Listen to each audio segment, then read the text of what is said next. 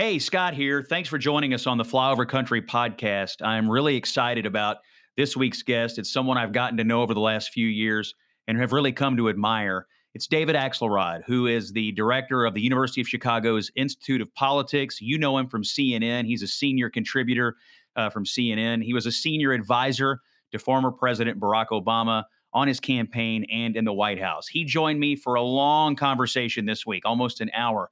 We talked about the Biden agenda. Is BBB, quote, too big to fail? Hear what David Axelrod thinks about that. He'll opine about the midterm elections and what he thinks Republican prospects are for taking over the U.S. House and Senate. He talked a lot about his views on the Kyle Rittenhouse verdict and what it says about American culture and our divisions in our society. And we did also talk about David's wife's amazing work on finding a cure for epilepsy. It is a great conversation. David Axelrod was very generous with his time. He's one of the best people I've met in media and in politics, and I really encourage you to stick around. Our conversation with David Axelrod starts now. You're on Flyover Country with Scott Jennings. Attention passengers, we ask that you please fasten your seatbelts at this time and secure all baggage underneath your seat or in the overhead compartments. Flyover Country with Scott Jennings is prepared for takeoff. All right, welcome into the Flyover Country podcast with Scott Jennings. I'm here this week with our friend, my friend, former journalist, advertising executive, campaign operative, cable pundit, podcast host, IOP director, and I'm sure I missed a few jobs in there. David Axelrod, who joins us from, are we in Chicago today, David? We are in Chicago, right here at Terrific. the Institute of Politics at the University Excellent. of Chicago. Yeah.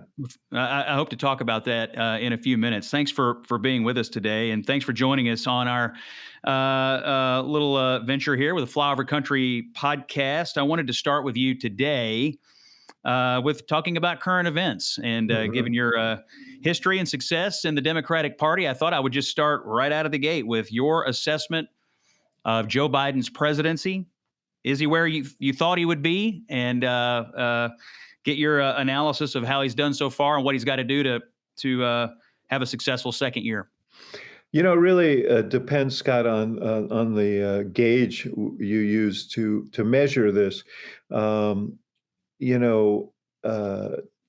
In some ways, he's on the verge of some truly historic achievements. The infrastructure bill that was passed on a bipartisan basis that he signed into office is something that, frankly, we would have loved to have signed into law in the Obama administration. President Trump talked for 4 years about a major infrastructure bill. The country badly needs it. Certainly, people in the middle of the country can feel it and understand that.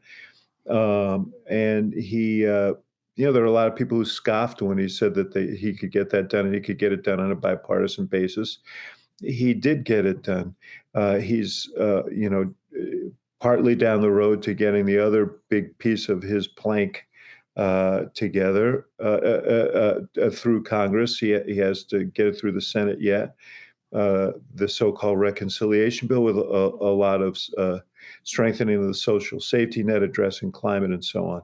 If he gets those two things, those would be two extraordinary achievements. And, that gets lost in the hubbub about polling and other things. But when history looks back, they'll say, oh, that was major progress, certainly major achievements. I think that he did a good job. He's done a good job in trying to get this virus under control, in that vaccines are more, we think of the vaccines. I was talking about this with someone today. We think about these vaccines as if they've been around for a long time now, and it's hard to remember that it's only been months since we've had these vaccines. And, I think the administration did an admirable job of getting those out there. And, part of the problem we have now are these new variants that I think are largely a result of people not getting, the people who haven't gotten vaccinated, but also the fact that there are parts of the world where hardly anyone has been vaccinated that are kind of places where these variants germinate. That's hard for a president to control. But nonetheless, he's the man in the driver's seat. He was elected in part because of this virus, and now he has to contend with the difficulties of containing it and the psychological impact of these waves and surges. He's bearing some of the impact of that. So, politically, you're as astute an observer as anyone. Uh, you know, I, I think he's probably not where he wants to be, and Democrats are not where they want to be.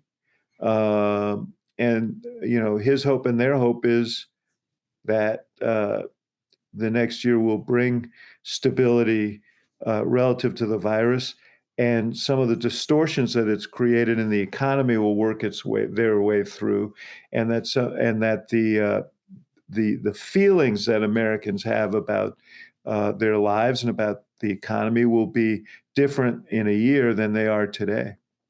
You raise a number of issues that Biden is facing in terms of coronavirus and his legislative agenda. I want to go back to the legislative agenda. You pointed out they passed an infrastructure bill, which I do think is going to help all incumbents, actually, including the Republicans who voted for it in the Senate. And it'll help I'm Biden. quite certain that some of the incumbents who voted against it will be out there campaigning on it as well. Yeah, no doubt. The piece that hasn't passed, the Build Back Better agenda, as the Biden White House calls it, is still very much in limbo, and obviously may be changed in the Senate because of Joe Manchin. You had some advice for Democrats on Twitter the other day. You tweeted that Democrats should stop referring to the BBB as huge, historic, and transformative, emphasizing instead how it is responsive to everyday challenges people are facing. No one's asking to be transformed. I was wondering if you could expand on that a little, because I think it was extremely astute in that I think what you were getting at least as I saw it, was politicians and people trying to pass bills oftentimes overlook the micro interactions people have with the economy or with their everyday problems, and don't tend to think of our national issues or in the macro sense the way a political figure might.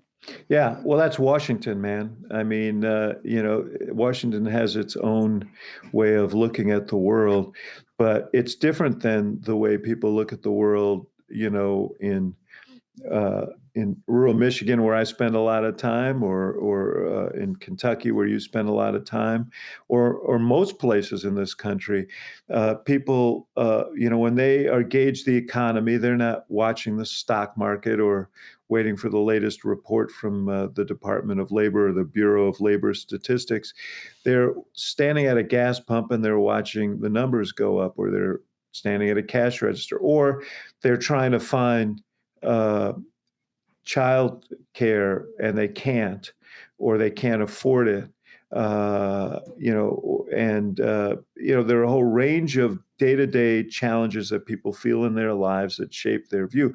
I do think that if you pull the individual elements of this Build Back Better plan as it relates to things like child care and elder care and preschool education and so on, these are very popular. I mean, because they do address day-to-day concerns of people.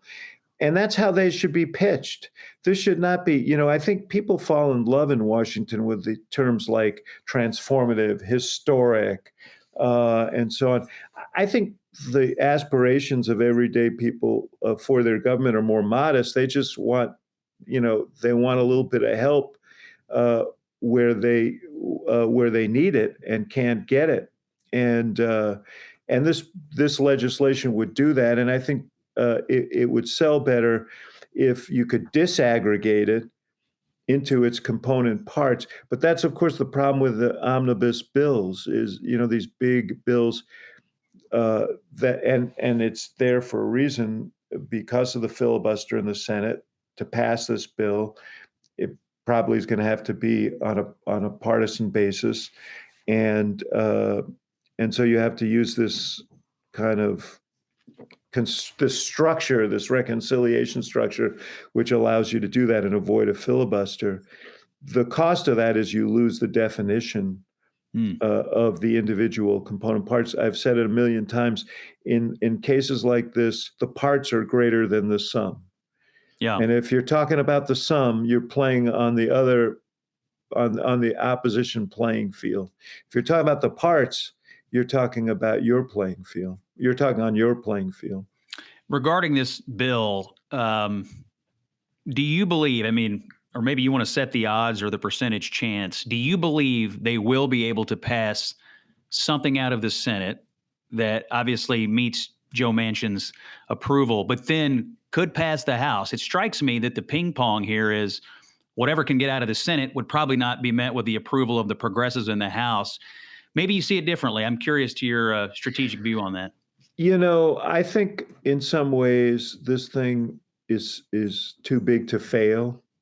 That I don't think Joe Manchin at the end of the day wants to kill it. The irony of the whole thing is that a lot of the programs that are contained within the Build Back Better plan would benefit his state maybe more than any other, given the economics of West Virginia and the status of people in West Virginia. But I don't think he wants to kill it. And as to your other question, I mean, it really depends. I thought, if you talk about the progressives in the House, they started with a $6 trillion plan. Mm. They cut it down to 3.5 trillion, and then they agreed to 1.9 trillion and voted for it. They've obviously shown a willingness to compromise. I don't think they're going to get to the 5-yard line here and say, no, we'll take nothing. Nothing is what we're going to do, especially with the prospect that Republicans are going to take over at least one House of Congress next year. I mean, the House of Representatives looks very much like it's going to tip Republican, based on historical norms and the narrowness of the majority Democrats have now and redistricting. Combination of those things makes it, likely it's going to be a Republican House. So if you say no now, you're probably saying no forever, at least for a long time, to a lot of very significant proposals that Democrats have supported for a long time. So I think that they will get there, but I think it's going to be a really painful process from here to there. And glad to be a commentator, not sitting in the White House right now. I want to get to that because you obviously did sit in the White House and advise the president and passed big legislation and went through a lot of the same painful negotiations among factions. But generally speaking, drawing on that experience and drawing on your personal history with President Biden, is he handling this about how you thought he would? Is he doing better? Worse? I mean, you dealt with him as vice president. Being in the big chair is a different job. Do you think is he operating this presidency the way you expected? Yeah, I think so. Look, some of my high expectations for him have been met. The way he's navigated this thicket to get the infrastructure bill, for example. There were there were. You remember earlier this year, Scott, a lot of Democrats were saying, "Why are you even talking to Republicans? They'll Right. never come along on this." And lo and behold, he got that done by being patient and persistent to the point where even your friend and client, Senator McConnell, voted for the bill. I'm not sure that he's that eager to talk about it these days, given the really weird reaction of some that he shouldn't have voted for it because somehow it would help Biden. I mean, it's going to help hundreds of millions of Americans who have to get from place to place, and this is one of the things I want to go off on a tangent here for a second, but Sure. I'm sure it's one you probably agree with. We are in deep, deep trouble in this country if the willingness to compromise is considered treason. The fact is, there is no piece of legislation in the history of man that everyone feels good about, that every person can say, I'm 100% Yeah. excited about that. That's not how democracies work. That's not how the legislative process works. And I applaud, Senator McConnell and the other Republicans who voted for this in the Senate and the 13 who voted for the infrastructure bill in the House. And I am completely floored that there were people in the House who called for the disciplining of members of their own caucus for voting for roads and bridges for their own community. I think the issue for Republicans, and by the way, I agree. I think McConnell made the right call on infrastructure, as did the other 18 Senate Republicans who voted for it. But I think the issue ultimately came down to one of timing, because it ultimately passed and was signed into law in the immediate aftermath of the 2021 elections, where Republicans did better across the country than people ever thought possible, winning Virginia and nearly winning New Jersey and elsewhere. And so for Republicans who are looking at it purely through a political lens, they felt like, on that election night, you and I were together on election night. So you put Biden on the ropes. The Biden presidency is on the ropes. It's obvious the American people are rejecting it. And then this was a bit of a revival. These were the shock paddles that showed up and put him back in business. So I think to me, the reaction to it was really born more out of the timing. If it had passed the week before or 2 weeks after, or been signed into law, with some separation, maybe it would have been different. Maybe, although I think if it had passed the week before, there would have been those who have said, hey, you just screwed Youngkin in Virginia. And so there's always, the real issue, and the one you raise is, and this is, I think, what makes people so cynical about politics, is there is a sense that what goes on in Washington is all about power, who holds it and who can retain it, and not about the day-to-day concerns of everyday people. There is a sense that there is this ongoing battle between the red team and the blue team, and everything is done in service of that game, and not in service of the day-to-day concerns of the American people. This bill very much addresses the day-to-day concerns of the American people. And as I said only half jokingly earlier, I guarantee you there will be Republican members who voted against it for the reason you say, because they didn't want to help Biden, who will be out there at ribbon cuttings, who will include it in their newsletters, who will say, hey, Highway 16 is being rebuilt thanks to what we've done in Washington.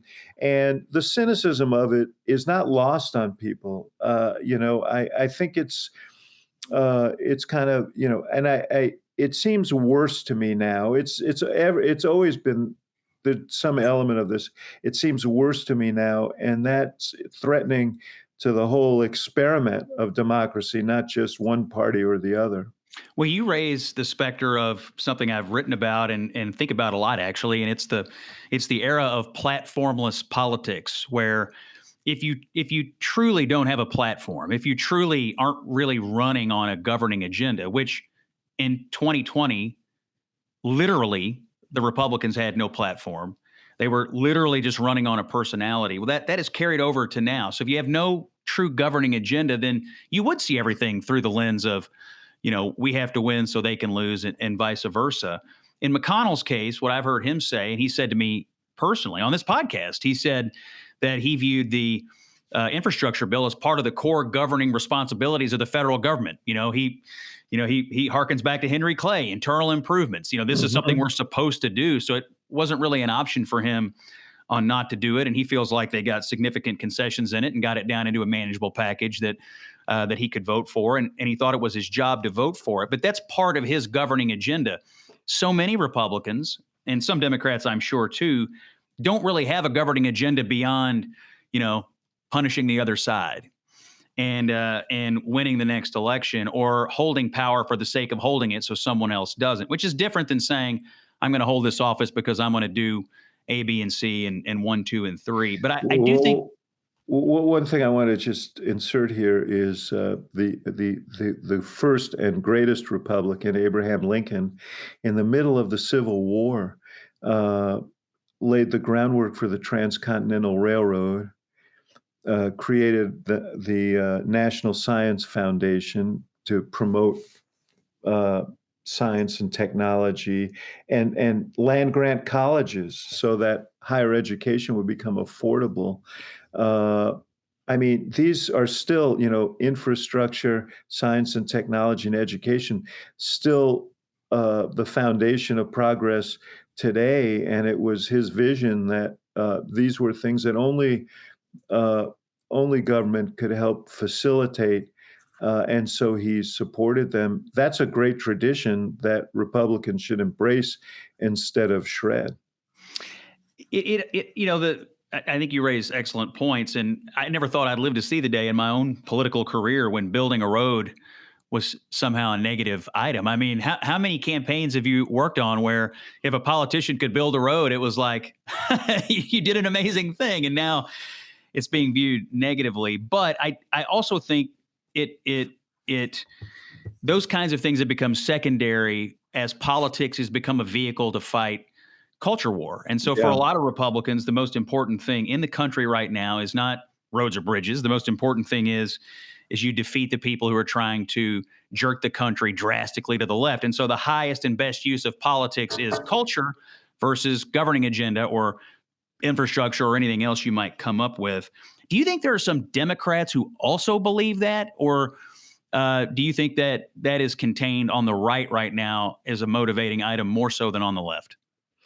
Um, I do think it's a motivating item of the right more than the left. I think there are cultural issues and identity issues on the left that obviously have gotten uh, and a lot of airing. I think there, and I'm not sure that I can articulate it exactly right, but um, there is a dynamic in the country that where people, particularly I think on the right in this case, see these culture wars as a zero-sum game, feel like they're under siege. All this talk about the changing nature of demographics in the country. Most of the exodus of people from rural areas to metropolitan areas. Has created a kind of state of loss, uh, and and that has been exacerbated by a kind of infotainment industry and politicians who have exploited it. I mean, Trump's politics are very much, what did he say on January 6th? If we don't fight, you're going to lose your country. I mean, and that's the theme that has animated uh, the right, in ways that are different uh, than the left, which I find those themes more aspirational, but nonetheless, you're right that these cultural issues have have become more dominant and tribal in ways that are destructive, and I worry about it a lot. I mean, what you were saying before, uh, as usual, you're a great analyst, and you're very honest about what you see.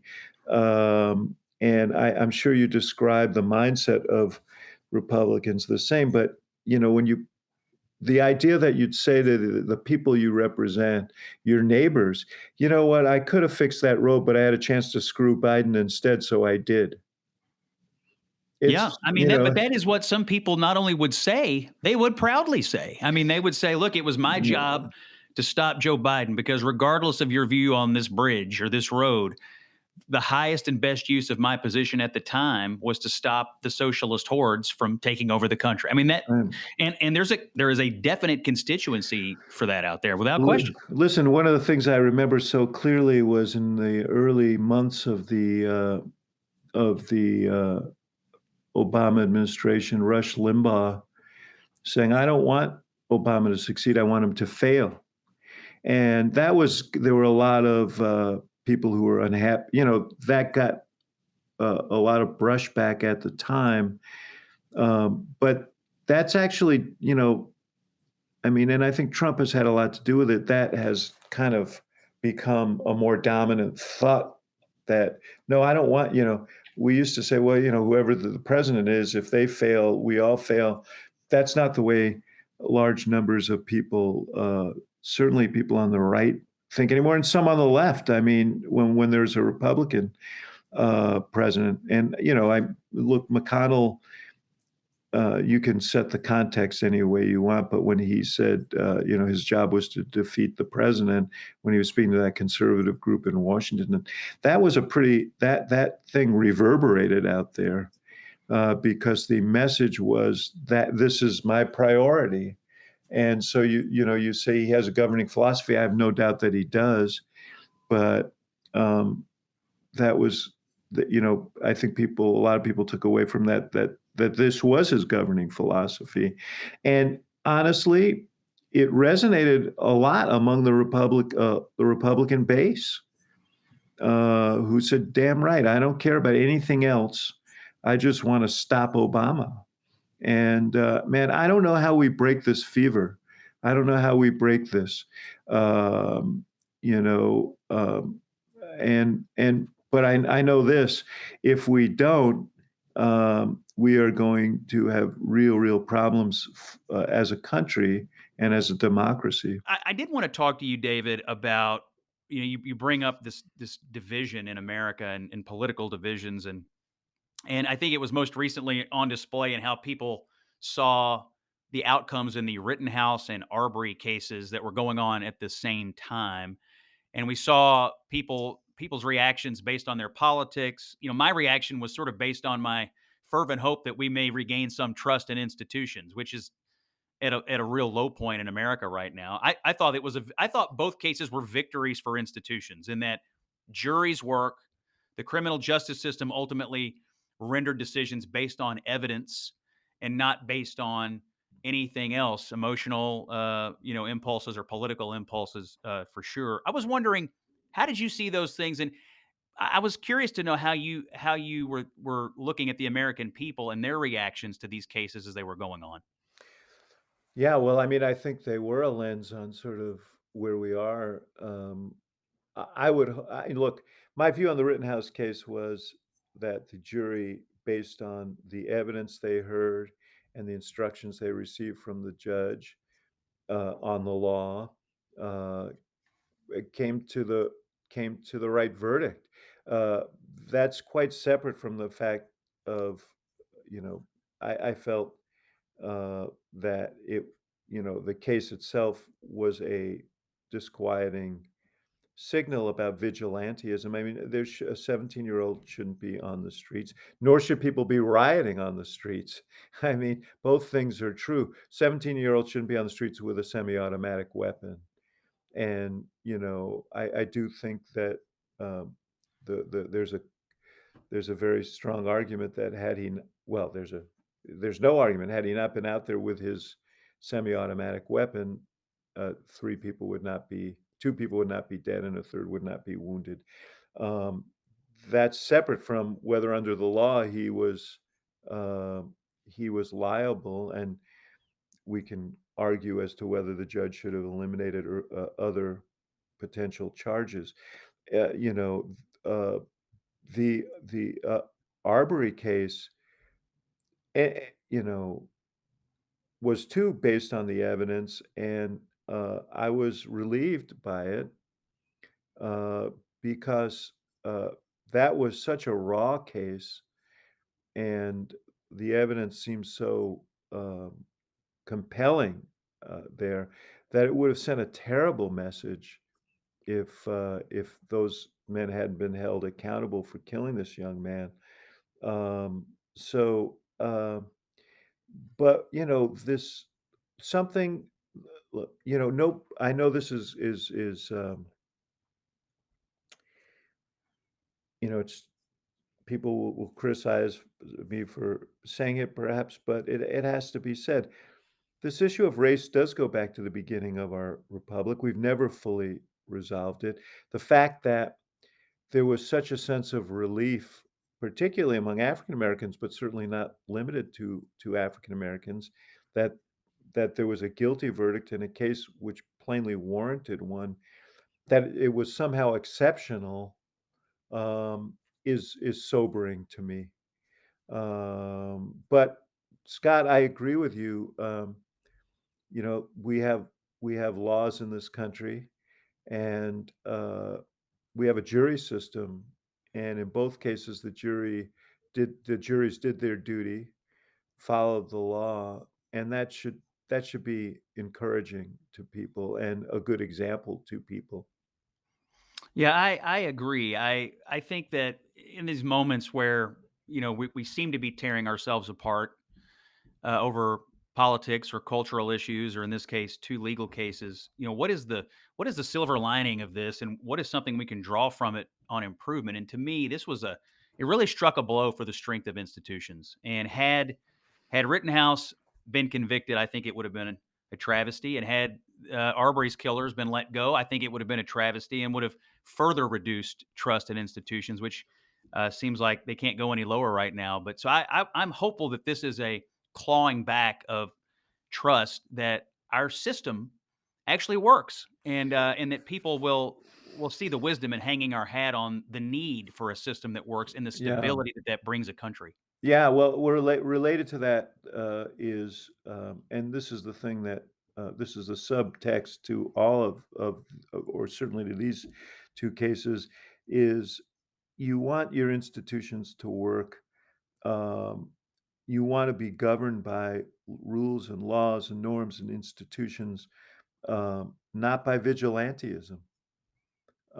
And, I I I my concern uh, about the verdict in Wisconsin wasn't the verdict itself, which I think was uh, what the case and the evidence presented and the law demanded. It was the reaction to it that somehow, you know, this is a um, this is an affirmation of vigilantism. Um, it shouldn't be. That's not where we want to go as a country. And, this issue of institutions, Scott, I've talked about it before. I mean, I've had, you worked for President Bush. I worked for President Obama. You and I have different views on some things. But that is the nature of democracy. I mean, that's why we have elections. That's why we have two parties. That's why the only thing that I can't abide are is the disregard for rules and laws and norms and the rule of law and institutions. And that was to me the danger of Trump, and continues to be the danger of Trump, because I don't think he has much regard for rules and laws and norms and institutions, and I think he encourages others not to have respect for rules and laws and norms and institutions. In fact, to believe that rules and laws and norms and institutions are conspiring against them, and that is very, very dangerous for the country. Setting Trump aside, who I want to get to in just a moment, I know you'd love to do that. yeah, yeah, yes. I'm Uh, with you on that. but setting him aside for just a moment, though, don't you believe that there are also people on the American left who don't have the same respect for institutions that you have? I mean, I know you're a deep institutionalist, as am Yeah. I, and as are the people that we've worked for in most cases. But I do think there's a strain, and I don't think it's restricted to one partisan ideology running through America right now, that somehow the system as designed, or the system as it has evolved, simply doesn't work for me anymore. So I'm ready to crack it and throw it out and do something else. I do think that ran through some of what Trump did. I also think it runs through some of what the progressives think about the way Congress and the federal government currently work. Do you think it is a dangerous strain, or do you think it'll pass in the near term? There are undoubtedly people on the left who have, uh, you know, who are anti-institutions, and uh, I'm not, I'm not here to defend, any of that, but I will say that what I as I view progressives, uh, what they are saying is they want government to be more responsive to the needs of people. You can disagree with the idea of single payer healthcare, or which every other industrialized country on the planet has, or on you know free education from preschool through uh, community colleges. You can These are debates that we can have. You can, we can debate about climate. I think it's an existential crisis. Others may have a different view. I don't know exactly how, given the fact of our extreme weather right now. But um, I think what the progressives are saying was these are problems, and we want government to respond to them. Um, that is different than uh, I think saying let's tear the whole thing down. And so I think the sort of equivalence is not there. Um, are there anarchists on the left? Yeah, I'm sure there are. Um, but you have a wholesale. I mean, Scott. Um, I mean, I was looking at another poll this morning. That said 72% of Republicans said the last election wasn't legitimate, the last presidential election. That scares me. That frightens me because there's no evidence to support that. So this has become sort of, a conspiracy theory that's taken root. And if you start doubting the fundamental institutions of our democracy, yeah, there are people on the left who say that you know uh, poll taxes and the kinds of things that have been in our history, and some of the devices that have been used to discourage people from voting should be abolished. But um, to say that a presidential election that 60 courts had reviewed and uh, you know, plainly was legitimate. I mean, look what happened in Arizona, and all millions of dollars spent on a crazy audit to find that Biden actually won by a few more votes than originally. That's different. So I'm willing to take on anybody, left or right, uh, on this issue of democracy. But right now in our history, the threat is coming from more from the right than the left. Well, since you raised the issue of the last election, I'm going to raise the issue of the next presidential election because I do think we should talk about Donald Trump and whether he's coming back. My personal view is he is coming back. That be the easiest decision of all time to run again. I don't think he would be seriously challenged in the Republican primary. Some disagree with me, but I think as it sits today, and there's a lot of time between now and then, he's obviously well positioned to get the nomination. And I candidly think he could be elected president again. 6 months ago, 7 months ago, I didn't think that. I thought the events of January the 6th made it exceedingly unlikely that he could get anywhere within spitting distance of the White House again. I've revised my opinion. I mean, it seems to me now, and some of this is based on influence of polling that I've seen.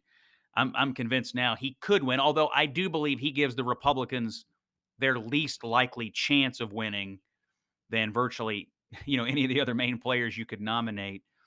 So what I want to ask you is this: do you believe Trump will run again? Do you believe he could win an election? And do you think Joe Biden is the correct Democrat to take him on if that's the direction the Republicans go? Well, the answer to your first question is yes. My presumption is that he'll run. Uh, uh, Trump is about as subtle as a screen door on a submarine. He generally tells you what he's thinking. It's clear that he wants to run again. It's also clear that he wants to run for a lot of the wrong reasons, mostly vengeance. But nonetheless, he's powerfully motivated by it. And I'm sure he's looking at these polls from around the country. Tony Fabrizio, who polls from, just released 5 last week, showing him winning in 5 battleground states.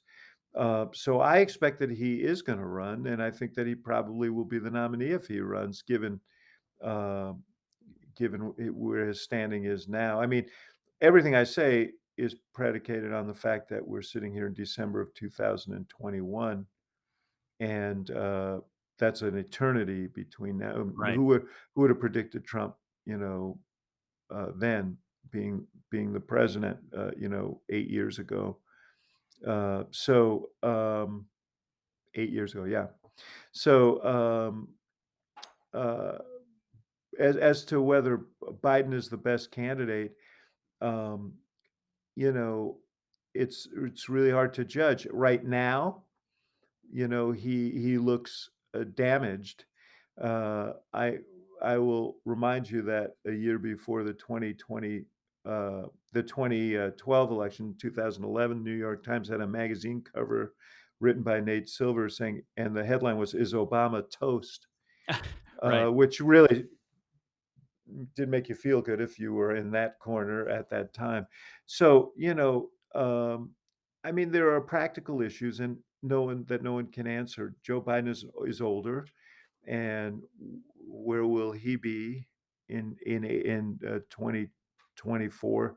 I hope strong and well, and but who knows? I mean, we don't know the answer to that. It's an unanswerable question, and as he would always say, uh, you know, uh, compared to what? Don't compare me to the Almighty. Compare me to the alternative. He may be the best alternative for Democrats at that time, but only time will tell. Well, I mean, the obvious comparisons would be compared to Kamala Harris, compared to Pete Buttigieg, compared to a progressive in the mold of, or maybe Bernie Sanders. Obviously the contours of it set up fairly obviously. Um, and I understand why Joe Biden is out telling people that he's running for Yeah, reelection, and he'd but be I nuts have to say anything other than that, wouldn't he? I mean, you don't make absolutely. yourself a lame duck president 8 months or 10 months into your term. But you raised the topic and you raised the term, and I was gonna go to next. Even though he's saying he's running, do you think there are some Democrats who've already made the assumption that he is a lame duck, and that's why you're seeing some of the posturing that you're seeing right now? I'm sure there are some who doubt that he's gonna run, and, uh, and I think that that at a minimum, there are people who are trying to prepare for the exigency that he's not gonna run. I mean, it's not a non-trivial chance that he won't run, and that's been true since before he took office. So I'm sure that that is playing on people's minds.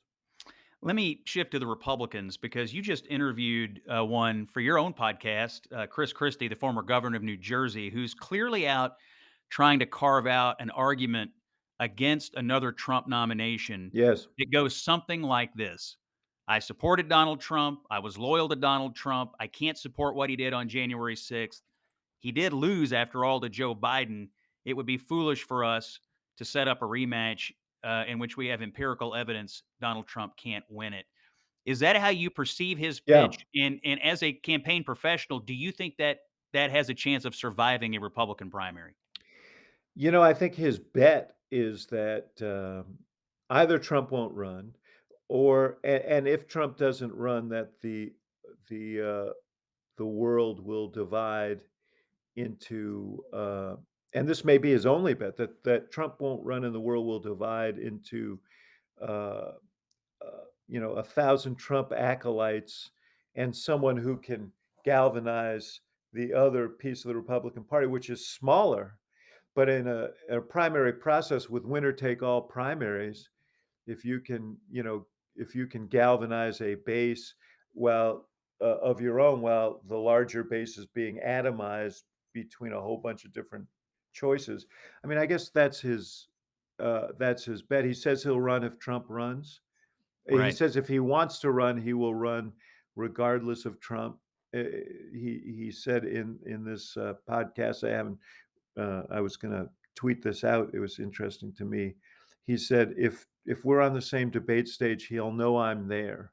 And honestly, it would be fun to watch a debate between Trump and Christie if they had the two of them on the same stage, two big personalities. But I think it's a long shot for him. I think if you speak to most Republicans, there's a great deal of skepticism about whether he can put this together in a party where Trump still commands, I think, 70%, 75% of the base. But the one thing about Christie is he is fearless, and he is a thoroughbred as a political talent. He's very, very good. He's a good performer. If you don't believe me, just ask Marco Rubio, who Right. He Christie. carved up in New Hampshire, right? Yes, yes, he reduced him to a pile of rubble in a debate in New Hampshire in 2016. Um, so we'll see. But I think it's interesting what he's doing. I mean, he's putting himself out there for sure, and getting a lot of attention. If you were the chief strategist for the Democrats heading into 24, not knowing exactly whether Biden's going to run again or not, but knowing um, that his record is going to be, on the ballot whether he runs or not, is Chris Christie or someone like that the candidate you would fear the most? Or are there other candidacy styles that you think would have a better chance of defeating the Democratic argument uh, in the next election? It's interesting. It's how much you believe there's a persuadable vote out there, and how much you believe it's a base election. What Trump's theory of the case was that there are really no persuadable voters, and if he just could get his base out, that he could win. It didn't work out for him in 2020 because even though he got 74 million people out, Biden got 81 million people out. But that was an extraordinary election. Um, Personally, yes, I would. One of the reasons, Scott, why I believed that Obama could win in 2008, even early on, when we were talking about the election, his concern was, well, what if they nominate John McCain? He's another change kind of candidate, and so on. And I told him, he's not gonna be by the time he gets through the Republican primary process, he's gonna have to make so many compromises with the base that he's gonna have to contort himself in ways that would make he's not gonna be the John McCain of 2000 who Right. ran against, Bush. But if he had been, he would have been a more formidable opponent. If Mitt Romney could have run as Mitt Romney truly is, which is a center-right Republican, uh, he would have been a more formidable opponent in a general election than he turned out to be. But he couldn't have gotten through the nominating process that way. So yeah, I would fear a center-right Republican who's more pragmatic, who wasn't as dogmatic in not a Ted Cruz, not a but that is still my belief that that would be because I think that kind of candidate would cut into the suburbs. I mean, look at Youngkin. Yeah. That kind of candidate is, where Democrats have made their greatest gains in recent years is among suburban voters. If you nominate a candidate who appeals to those voters, that really is problematic for Democrats who have not made, who continue to diminish in support among rural voters, an issue I think they need to address. So, yeah, I think that kind of candidate would be worrisome. I think that the principal issue with the Trump strategy of turning every election to a base turnout election is they never seem to factor in that you're also motivating the other party's base as well. And I Absolutely. fully admit that a lot of people were motivated to vote for Donald Trump. And I'm only moderately good at math, but I also see that he motivated a whole bunch of Democrats who don't normally vote either to turn out, and it turned out to be a loss of 7 million votes. And so I do think there are persuadable voters, maybe not a ton, but what Youngkin showed is that there are people who have been voting Democrat the last two cycles will show up and vote for a Republican that they, seem to have something in common with, who seems to be responsive to their needs. And it didn't cost that Republican a single thing in the rural counties. In fact, he did better than Trump did in the Yeah. rural counties, which I thought was actually the most instructive thing about the Virginia elections. I actually don't think that people want a president who from day one divides the country and writes off half the country and demonizes half the country. I don't think that's how people think of the presidency. And you asked me at the beginning how I would evaluate Biden. That's not how Biden views the country, and I do think that's to his credit. He's not a guy who demonizes his opponents. He's not a guy who looks to inflame division. I mean, his nature isn't that way, and I don't think he views the presidents that way. And honestly, I don't think I've ever seen a president other than Donald Trump in my lifetime who has viewed the presidency that way. We have a couple of minutes left, David, and I want to be respectful of your time today. But there were a couple of other issues in your life that I wanted to bring up that I find personally admirable about what you've done with your career that I thought it was worth us discussing. One is um, your running of the Chicago Institute of Politics at the University of Chicago. I was honored to be a fellow there last fall A during the great fellow, presidential yeah, election. Yeah, yeah. we had even though we were off campus and virtual, it was still a fun experience to do it. I was curious if you'd be willing to sort of comment on why you took the job. It's not easy. There's a lot of fundraising work to be done. You got a lot of personalities to balance, and being part of a university atmosphere can be tedious, at times for people like us who've been in political campaigns. But I was hoping for you to reflect on it now that you've done it for a few years, why it's Yeah. important, and what do you think the future? Because we have a few IOPs now. We have the one at Harvard, Chicago. There's a few others out there. Tell me about why you think these things are important. Well, yeah. I mean, I was on the board of the Harvard IOP, which is the grand old, the sort of gold standard, having been started by the Kennedy family in honor of President Kennedy back in the '60s. Um, Listen, I started this at the University of Chicago 9 years ago um, because. um Having worked in campaigns, I found myself being really inspired by the young people that I met. Young people are skeptical, but they're not cynical. And I find this generation of young people really, really engaged in thinking about the world beyond themselves. And and I was inspired by them. And I knew I was done with my campaign days because there's nothing I was going to do that would top working for president and helping reelect him. But I didn't want to stop working with young people. And, it's been an incredible experience. And but partly through the generosity of people like you, Scott, who have participated here. Um, but we've had, thousands of programs. We've sent thousands of young people on paid internships. We have fellows like yourself who mentor these young people. And the result of it is we've seen hundreds and hundreds and hundreds of young people pass through this program who have gone into in some form or fashion, the public square, whether it's as a candidate or an aide or a journalist or, working for NGOs or going to work at the State Department or the CIA. I mean, and it's just such a gratifying thing to see these very smart and well-motivated young people leaning in and becoming part of this process.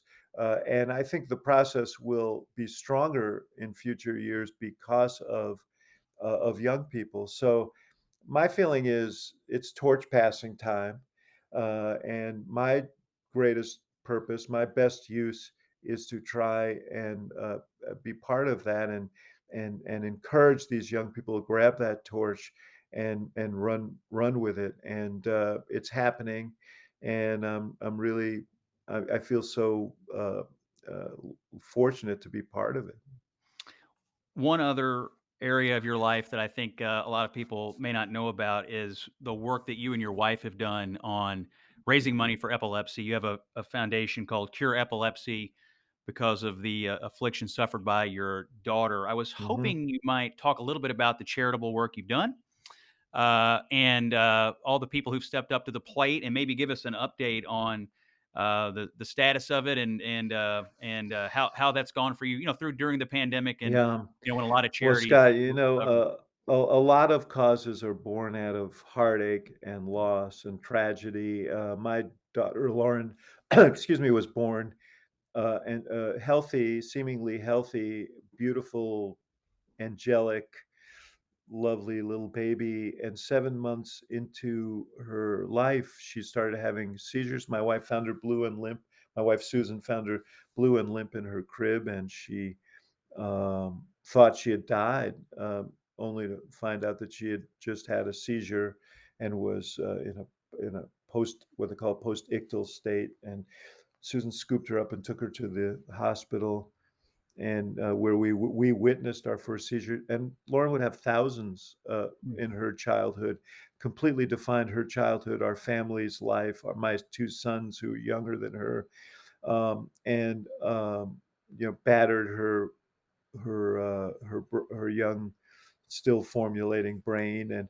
And none of the drugs worked, none of the surgeries worked, brain surgery. And Susan was so exasperated, more than exasperated, so furious and heartsick about this, that she started this organization, Cure Epilepsy, and it has become the largest private funder of epilepsy research in the world.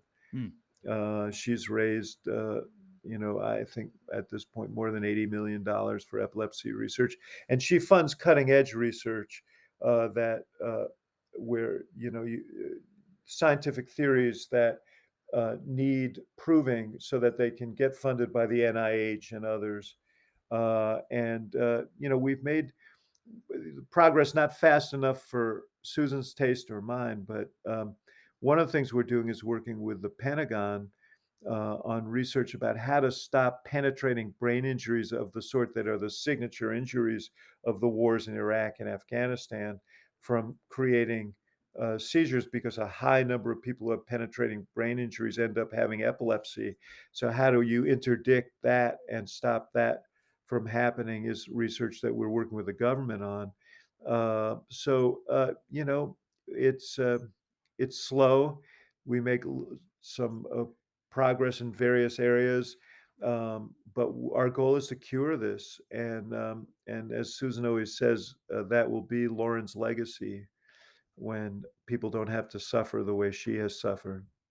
Well, I know a lot of people are grateful for your all's engagement in this, and I certainly wanted to give you a chance to talk about it because of how important it's been in Thank so you. many lives. Thank you. Before Well, we let me just Sure. as to put a punctuation on that. Um, my wife is a hero, and when she said to me, "We're going to start a national research foundation," and she was there with two other moms at our kitchen table, I thought, this is preposterous. You can't just start a national research foundation. And she was so determined. And what I learned, Scott, is the just the power of a mother's love Mm. is the greatest force on earth. And she made this happen, and I just am so proud of what she's done. Truly remarkable effort. David, you've been a terrific guest, and we've covered a lot of ground. But before we go, we have to do the famous lightning round here on the Flower Country podcast. So, short answer or one answer only. I'm going to hit you with a lightning round. Number one, White Sox or Cubs? Both. I started with that one because I know you have season tickets to both. I do, yes, I do. I'm from New York. I don't have that tribal thing here, so, All right. Favorite moment in the Oval Office with President Obama when you were serving as his advisor? it wasn't in the Oval, it was passage of the Affordable Care Act. It was right next to the Oval because I was in my office, and I was crying because of what happened with my daughter and the fact that we almost went bankrupt trying to finance her medical care when she had epilepsy. So, that night meant a lot to me. All right. David Axelrod is hungry for lunch and he's in Chicago. Is he going to Superdog or Au Cheval? Well, super if that's my choice, it's gonna be Super Dog, man. You know that. All You right. know that. Well, I know you're a frugal man and you may not want to pay $40 for a hamburger. So. Yes, no kidding. Who will be the next Democratic Speaker of the House? Uh, I really don't know. I mean, I think if you ask most people in Washington, they'd say Hakeem Jeffries from New York is likely to be the next Democratic leader and ultimately the next speaker. But All I right. mean, there are plenty of other. There's a lot of talent in that House caucus who are just waiting for the older generation uh, to move on, and I think you're going to see a lot of people emerge there. Major fight going on in American culture right now, so we need to get you to weigh in. You siding with Michael Jordan or Scottie Pippen in the dispute that's been raised lately by Mr. Pippen? Yeah, it's really hard if you're in Chicago to side against Michael Jordan. But I know this is a lightning round, but I'm the anti-lightning round guy. Uh, Michael Jordan was the greatest competitive athlete I've ever seen, the greatest basketball player of all time. Um, how he dealt with and treated his teammates and so on, I have no idea. And, I always say I'm with Charles Barkley. I don't root for these people based on their character. I root for them based on their athletic prowess. He was the greatest player of all time, and Scotty was terrific. Scotty was a great player. Jordan was the best of all time, and I was privileged to watch him play. What book is currently on your nightstand? Oh, well, I'm reading one right now called Risk by General Stan McChrystal, who's going to be here at the IOP this week, about how leaders need to assess and deal uh, with risk. But I've got a bunch of lighter reading that I'm looking forward to once the quarter ends here. Final question: will the United States Supreme Court overturn Roe versus Wade in the next session? My guess is they will take a deep bite out of it, and but if Chief Justice Roberts has his way, he will find a way to navigate it so that it isn't uh, entirely an overturning of the law. But there are clearly people on that court who have strong feelings or strong views about Roe and its appropriateness, and they're there in part because of it. So clearly, abortion rights in this country uh, are going to take a hit, at least in terms of federal law, and we'll see how it gets fashioned. All right, that's it. You survived the lightning round. You've been a terrific guest. David Axelrod, thanks for coming on the Flyover Country podcast. Scott, it's always a pleasure to be with you, man. All right, we'll see you on TV, brother. Thanks, David. Okay, see ya. Flyover Country with Scott Jennings is a production of Bluegrass Media Lab, coming to you from the heart of Middle America, Louisville, Kentucky. If you like what you heard, subscribe to Flyover Country on Apple Podcasts, Spotify, or wherever you find your favorite podcast. 5-star reviews will help us keep making the content that you love. To find my latest television hits, columns, and other commentary, go to scottjenningsky.com. And you can also find me at Scott Jennings KY on Twitter and Facebook. Thanks for listening, and talk to you soon. Ladies and gentlemen, make sure your seat backs and folding trays are in their full upright position. Cabin crew, please take your seats for landing, and thank you for choosing Flyover Country with Scott Jennings.